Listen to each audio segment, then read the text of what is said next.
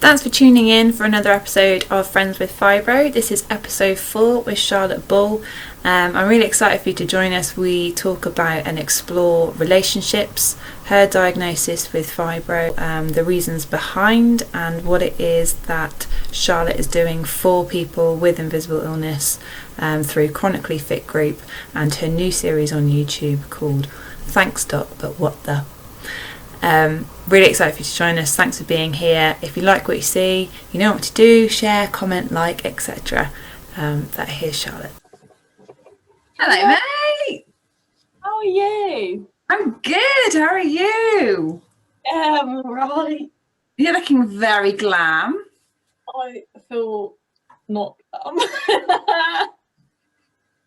I've had meetings today and I can't be asked. Is it one of those situations where you're looking better than you feel? Oh yeah, all the time. That's literally how I deal with things. If I feel like shit, guaranteed I'm going to look okay. Mm-hmm. And it's so annoying. I do it for my own sanity, because if I walk past myself in the mirror and I feel like shit and I look like shit, I'm like, wow, this is shit. I know exactly what you mean. The difference it makes. I've only chucked lipstick on. Like I feel like it's ideal for like Zoom calls and things like that, because the amount of times I get like a client or whatever going, "Oh, you look all right today." I'm like, yeah, just chuck some lipstick on. It seems to work. I used to like it when I was when I used to work in an office. If I'd made a bit of an effort that day, and like I say, it was because I felt awful, so I wanted to at least look like I didn't feel awful. If someone complimented me, I'd be like, "Oh, yeah, you have literally no idea what that does to me right now. Thank you." Because I feel so much better that you told me I look good, because I feel like shit. Yeah. Love it. Well, you do. You look fab, and I love the new hair. Oh, thanks. I was actually wearing my pajamas until midday today and had a shower on my lunch break. Nice. How are you finding the older working from home setup then? Yeah, you know, I hate it now. I used to love it. I actually hate it. I want to go back to the office and see people. Yeah. It's just so it's just draining. I think it's not even that bad. It's just I'm just sick of not seeing anyone. And my normal job, I go round to head offices of places and have meetings and things like that, and you feel all important and stuff. Nah, not from here. I used to love getting dressed up into work clothes, nice dresses, and go and take my laptop up to London and go and have a meeting. I used to love all that shit. And now it's all on Teams, and I look like this. I'm really awake, by the way. Well, I won't hold you up. Let's get stuck in. Fibro. I want to talk all things fibro, but I don't know what order to do it in. So you tell me what you're more comfortable with, because I want to talk about and unravel your diagnosis with fibro. Because your diagnosis came at a really early age, didn't it? So I also really want to explore, as much as you're comfortable, what that did for you, getting that diagnosis at an early age, and what you sort of feel, if anything, you missed out on. And then I want to talk about the big important stuff for me, because the reason I know you and I'm so grateful for your existence is Chronically Fit Group. I want to know how that came about. I want to share with everybody what it is that it actually came about a similar sort of way, as it kind of stemmed from how I felt when I was younger, if that makes sense. Okay, so that's sort of tied in then. Yeah. Right. Okay, well, should we start with diagnosis then? How did that? Yeah, I think that's probably a good place to start. And also the fact that it's never been a solid one. They just said probable fibromyalgia, left me with that for 4 years, and then 4 years. They told me I'd grow out of it. I remember you first telling me about this. I was like, what? You just grow out of it?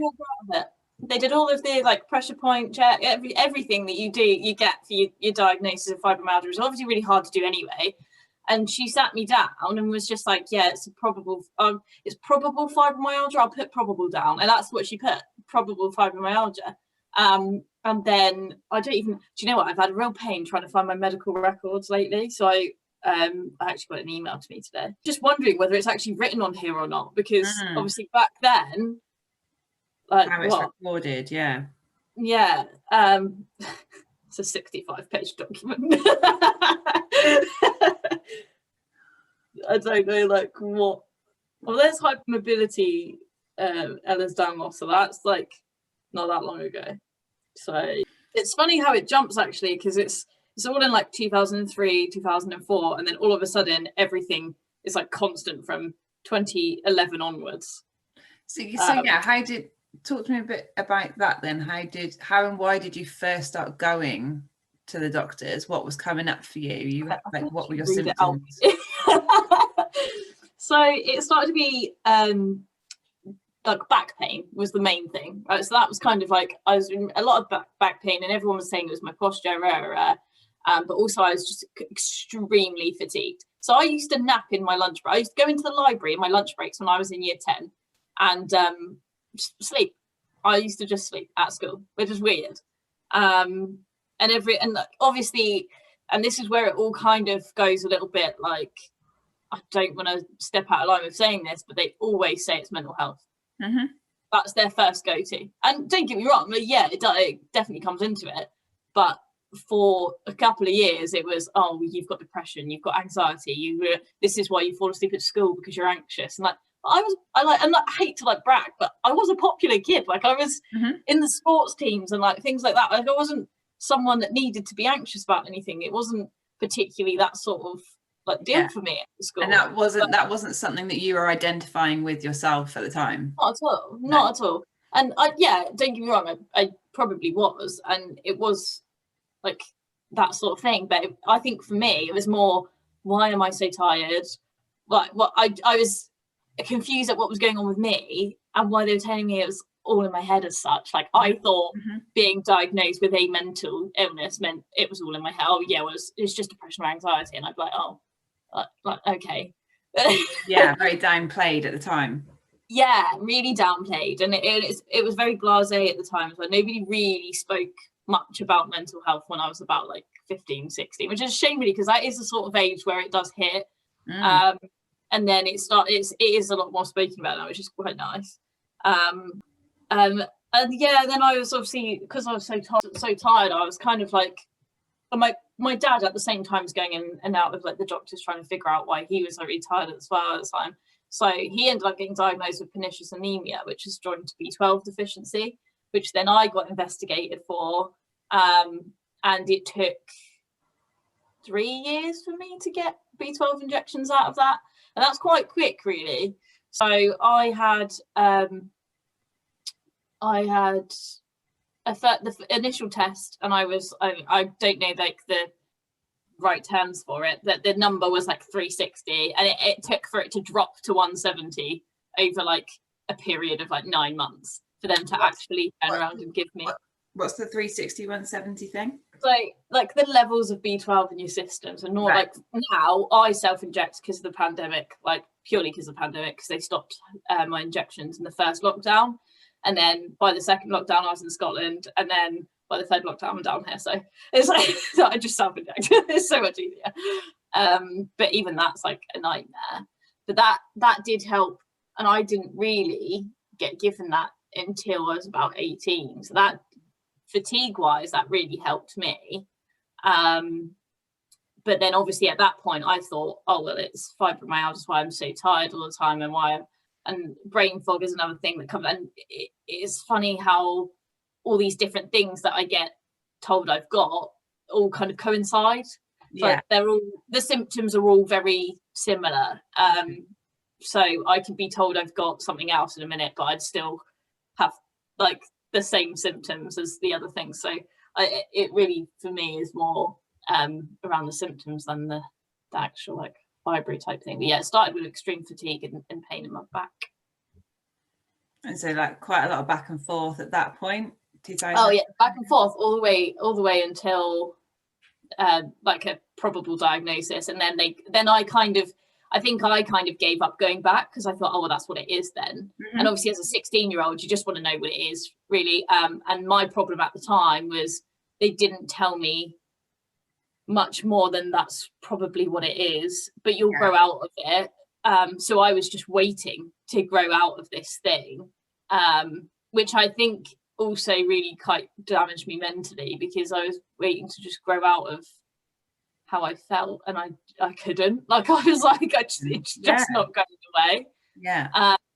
And they were putting me on like antidepressants and things like that, and I was just like, it's the pain. And I was at this point where I was so mentally drained with it that it wasn't like, I wasn't feeling low because I was feeling like down about life. It was because of the pain. Like, people just didn't get that.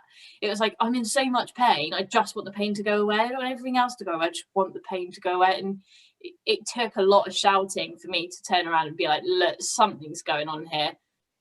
If it is a diagnosis of this, can I have something for it? So then I ended up with physio, and physio were kind of like, well, we don't have a proper diagnosis to go from. So then I was like, well, I need to go back to rheumatology then. So went back to rheumatology, and they found hypermobile EDS, basically. I was back and forth with stomach problems as well. So they kind of like linked it all together, and said about EDS. And then like fibro's never come back up in conversation ever, which is so strange for me, because I don't disagree that I have it, because the initial assessment like is this kind of trigger point thing in your back and like things like that, and still like that, like today is still like that. And like you say, symptoms wise, it makes sense. Like, the more and more I'm reading about other people's conditions, like I was watching the video you shared about VEDS, and like vascular Ehlers-Danlos, yes, there's similar symptoms from fibro with that, isn't there? Like with like fog, like brain fog, fatigue. And so I'm finding, I'm learning a lot through your Chronically Fit Group page. Like, there's such a crossover. Like, it's no surprise really that so many people, and I'm in no doubt that people have multiple conditions. There's no surprise that people end up with multiple conditions and diagnoses, because there is such a crossover. And I think that's something that I'm trying to highlight lately, is just the fact that I spent such a long time trying to figure out what it was, that even now, like, I don't really know. I've been given all these diagnoses, but you've just got to treat the symptoms. And so many people are so held up on this, oh, well, I've got this and that's what it is. But actually, you could have this and this and this and this, but the symptoms of all of them cross over. And it's the symptoms you've got to treat ultimately, because there isn't a lot of information about anything really. And that's why it's so hard to find information on anything, because how can you research into something that crosses over with so many different other things? Like, exactly. And like, I feel, I have no idea how it feels for someone in this day and age currently to be diagnosed with an invisible illness, because I felt, because I think you and I were diagnosed at similar times. We're quite different ages, but similar times. And at the time, for me, it felt like a relief of, because I wasn't expecting to be diagnosed with anything. I was going for a review of something else. And then this fibromyalgia label came in, and I was like, oh, okay, yeah, that makes sense. But like, it felt like a relief for me at the time, because suddenly all these symptoms had a name under one thing. And I was like, oh, well, that makes me feel better because I'm not crazy. And that makes me feel great because like, this has a name. Cool. I feel good about that. But for people, I've lost my trail of thought now, but for like people getting a diagnosis now, I still feel like there's such a void of information, of knowing, like, there's no care package. There's no like, here is there's nothing that can really. And also when you get diagnosed, it's often you'll get a leaflet. Like, I did, definitely. So with a fibro diagnosis when I was 16, they gave me an arthritis leaflet. I had the same one. And then when I was 22, 21, 22, and they said about hypermobile Ehlers-Danlos, like they gave me a joint hypermobility syndrome leaflet and an Ehlers-Danlos leaflet, and sent me away with both of those. So I've got 3 leaflets to help me. I've read through all of them. They haven't helped. So I'm collecting them. I've got 3 of them, but each one I came back and it was just constantly trying to join groups, that support groups and things like that, and I found them really, really difficult.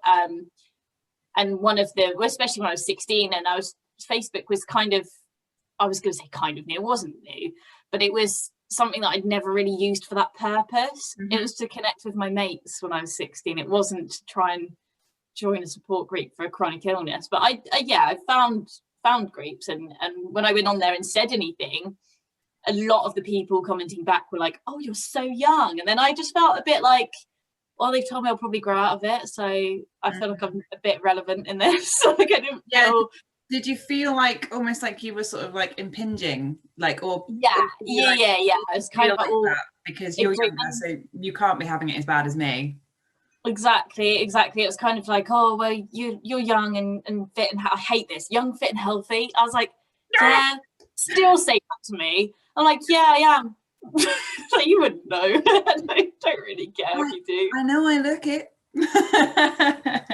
Young, fit and healthier, yeah, but to an extent I am, yeah. Like I'm not old and withered, but I could still, there could be an 80-year-old that's more able than I am right now. Yeah. Age isn't a thing that needs to be done with. Like, people need to get over that age isn't like a definition of how someone should or shouldn't feel. Yeah, definitely. Alongside invisible illness, like, and mental health, because like, you look great right now, that doesn't necessarily mean you feel great right now. Yeah, I mean, I've had such a week of it. So I think that's another thing, is sometimes making so much effort. I definitely make a lot more effort when I feel like crap. And to people around me, they know, like my mum will know. She'll be like, "Oh, you look nice today," and it will be a you look nice, rather than, "Oh, you look nice today." It's because she's like, "Oh, you're not all right today." Yeah. And then there's the other extreme where you literally cannot do anything and you do just look like shit, and that's what it is. Yeah. It is what it is. So we're talking about Facebook groups and how you found them. So did you have a sort of a bit of a negative vibe off that then? I hated Facebook group, and I still kind of do, even though I run one myself. I was at this stage where I was 20. What am I now? 24. I was 23. So it all started. I just come out of a breakup. I was with this guy for like 3 years. It was an unhealthy relationship, put it that way. I'm not going to like voice it too hard because I know a lot of people know who it is. It wasn't a healthy relationship, and I was going through a lot at the time, in and out of hospital. I didn't have a diagnosis. I was trying to get a diagnosis, so I was very up and down with how I felt, and I needed more support than maybe I got. And I just found it really difficult. So when that ended, it was one of these things that obviously I was really upset for like 3 weeks or whatever. And I was like, right, I'm going to get back into the gym. I'm going to go out with my friends. And I was going out like most weekends. I was getting, believe it or not, you wouldn't believe it nowadays, I was going out drinking like every single weekend. I was going to the gym during the week. And I'd almost got to this point where I'd been like, right, there's nothing wrong with it. And I don't even know how I got into this mind frame. So the breakup happened, like through the relationship, I was like, oh my God, I can't do this, I can't do that. After that, I was like, right, fuck it, I'm on my own now. I'm going to go and do everything I want to do. Yeah. That lasted for like a couple of months maybe before I ended up in hospital. And I was on a night out and I ended up in hospital. And this isn't how you think it might be. I didn't get too drunk and end up needing to go to hospital. I was out and it was the winter. Automatically not a great time for anyone with a chronic illness, but it was the winter, and my friend had left and I was on my own basically, and I shouldn't have been on my own, but I was on my own. And in that time I was standing outside a club that was closing talking to someone, and I had this extreme pain in my chest. And to the point where I was like, oh my God, I'm dying. And luckily I wasn't. I'm still here. But yeah, anyway, they phoned the ambulance and everything. I was like rushed to hospital. It wasn't because I was drunk. It was to do with a condition called costochondritis.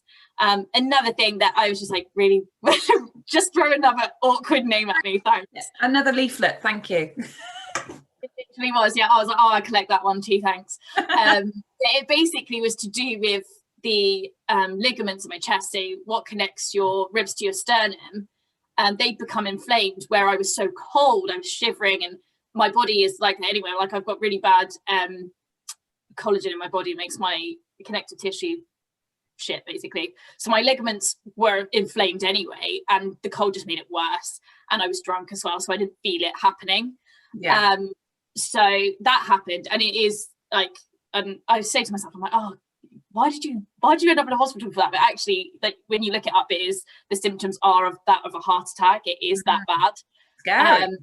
Yeah, it was so scary. And then obviously, like after that, I was like, wow, I really need to chill out on these nights out. And it kind of clicked me back to reality of, okay, you need to look after yourself, because you spent all of that time like going in and out of hospital trying to figure out what's wrong with you, getting all low about it, and now you're trying to ignore it, and it's still there. It's not going away. Yeah. So that kind of reminded me. On top of that, I was going to the gym with my friends, and they were a lot physically healthier than I was. So I was doing the same workouts as them and just getting completely fatigued. Like I was just running myself to the ground. I was constantly flaring up, and it got to the point where I'd go to the gym with them, and then I wouldn't be able to go and see them another day, and they'd get really frustrated with the fact that I'd be like, I'm too ill to go out, basically. Yeah. And I can see it from their side. It must be frustrating. They're trying to invite me out to do something, and I'm like, I cannot physically do that. Like have 2 days of us going out and exploring, or going and doing things and going for lunch and stuff. I cannot physically do that because we went to the gym yesterday. Yeah. I couldn't explain it very well. But yeah, so then I was like, right, I want to know if there must be more people like me who are trying to catch up with their friends, trying to like get into this thing, but also don't really want to be really negative about it. I didn't want to get back into that negative place. So I was in a group actually with my friend called the Grace Fit Guide. I don't know if you know about that. No. But it's basically this girl, Grace, has started her own fitness thing, and it's blown up massively. Like the community are lovely, really, really lovely community. And that's what I loved. I loved the fact that they were all like joining in with each other. They'd sometimes like post on that group things that were completely irrelevant to fitness. It was all about just people being people. It was mainly girls being girls, basically. Yeah. And so I originally was like, right, I want to do that, but for chronic illness. Yeah. So I started Chronically Fit Group, and I aimed it at girls, and I aimed it at the girls from the Grace Fit Guide group. So I posted on there, right, I don't know if anyone has a chronic illness and is trying to go to the gym, but if you are, I've started this group. And a lot of the first girls that joined were from there. And then I started the Instagram, and then I started kind of communicating with people a bit more and just throwing it out there. And yeah, it's kind of grown over time. And now it's not just for women. I mean, to be honest with you, I think it's just women in the Facebook group at the moment, but I've spoken to so many people and I've connected with so many people over the last couple of years that actually it's just out to the wider community now. I've shared the stories of the wider community on Instagram, and the Facebook group is obviously there for anyone to join. It's a private group because I hate the public group. Like I've commented on a public group accidentally once, and it was a support group for chronic illness, and then someone else, like one of my friends, was like, oh, why did you like what was all this about, and blah, blah, blah. And it was a nice gesture, like they were genuinely interested in what I was talking about, but I realized that actually no, I just want it to be for me. Yeah. So I was like, I'll make that group private as well. It meant I could monitor who was joining. Yeah. And also there have been some people I've had to have a kind word with, and some that I've had to remove from the group because they go on and they're not at the right stage to be part of the group. And that sounds really horrible and discriminatory, but we go through all these stages of acceptance and things. And where I was in that relationship, I was not in a good place. I was not in a place where I could join a group like that and it'd be beneficial for me and everyone else in it. And to be fair, lately I know that all of us are feeling lockdown. We're feeling like pretty low and pretty exhausted and everything like that. And that's fine. Like, moan about that. Tell everyone that you're feeling like shit. They will build you up. There was a point where this person was commenting on everyone's posts, like being negative, and I was just like, I can't have it. Yeah. There was a group that I did originally post on before I created Chronically Fit Group, asking about fitness and saying, does anyone have any tips for the gym? And there was a comment on there that said, going to the gym, I'd rather just die. And I just thought, I can't do it. Like, I can't be here for those people that I get where that person's coming from. Like, I know how that feels, but I don't want to hear it. Like, I don't want to hear that. I want to hear. It's such an extreme response, isn't it? And it isn't like, I feel for them, but if that is how they are truly feeling, but that is so damaging to themselves as well as other people who are influential, because anything you see online influences you and how you feel. So if you've gone on with the mission to like connect with people, to try and get like a bit of who you are pre this condition coming in back, because like it is possible, it takes a lot of work, but like being met with that sort of negative response or that negative sort of feedback is so damaging. That could put people off, that could put people back for months, couldn't it? Oh, yeah. And it probably would have. It probably would have if I hadn't. And this is the weirdest thing, because it wasn't even a group for chronic illness that made me feel better. It was a group of girls that were originally there for fitness. They were just chatting to each other about stuff in life, like boyfriends and things like that. Like they were just talking about normal stuff in life that we generally chat about. And if anyone did go on there negatively and say something negative, they would build that person up. They wouldn't be horrible to them or say, oh yeah, well, like. And I get the whole, I feel like that too, you can relate kind of thing, but there's a way of saying it that doesn't also bring that person down, like, oh, okay, other people feel like it, so whatever. But yeah, I think it's a learning curve as well. Like, it's taken me, I'm 24 now. Am I 24? I think I'm 24. I'm 24 now. And so I was 16 when it all started. I've only just in the last couple of years accepted that this is my life. And it's only this year that I've actually started to really help myself. I've started physio. I've got some things in the house that are helping me, like some like things that help when I'm having a shower, like dry my hair, things like that. I've got things in place now that I'm actually looking after myself better. And that's purely because I thought, you know what, this year I'm actually going to pay attention to the fact there's something wrong with me. And I hate saying wrong with me, not wrong with me, different with me, because it's not really wrong. Like, it just is what it is. Like, there's something different with me to everyone else. So and individual tools help you live. Exactly. And like, don't get me wrong, like, my mum's come into my flat and been like, does an old person live here? And I've been like, no, mum, I've got a shower seat because I'm really fatigued sometimes, and I still want hygiene. I'm like, just need to do these things for myself. I think living on my own has really helped me, actually, just because I've been able to look after myself and not feel like, oh, I wonder what my parents would say, or I wonder what people would say, like, around me. And I've just kind of just done it. I know what you mean. Living with like your closest, bestest friends. There's a way that you do things, isn't there? Because you like that may not be the way somebody else does them, or somebody might see you do them and they may not understand why you're doing it that way. And it will be something to do with, it will just save a teeny bit of energy or just take a tiny bit of something. But the moment someone else is in the room and you're like, oh, I'm very aware that I was in the middle of doing, I'll just wait. I'll wait till they've gone. It's just easier. Or having the shower aids. Like, I really want to get, been meaning to buy those. You can get those like handles that go on the wall, can't you? Just help. The suction ones, That's what I need. I think, to be honest with you, like, that's probably like one of the best things I've bought this year is the shower seat. Like, I don't use it all the time. I've got one of them bath showers, so it's a little bit awkward, but getting in and out is a bit of a mish, isn't it? Sometimes, like, having to lift your leg up and down. Yeah, and if I'm having a really crappy day, like it's just really handy for me to just, especially if I'm doing my head, like my worst thing is lifting my arms up. I'm actually way better at it. As physio's really helped me actually, which is surprising because it never did before. But I think people just weren't focused on what the problem was. They were kind of like trying to find a diagnosis so they could do the physio around the diagnosis. Whereas my physio now literally just made me do all these movements and was like, right, okay, that's wrong, you're using the wrong muscle for that. So I'm kind of like working it all out through that, which is nice actually. And it's kind of a nice change during lockdown to have some sort of like medical help.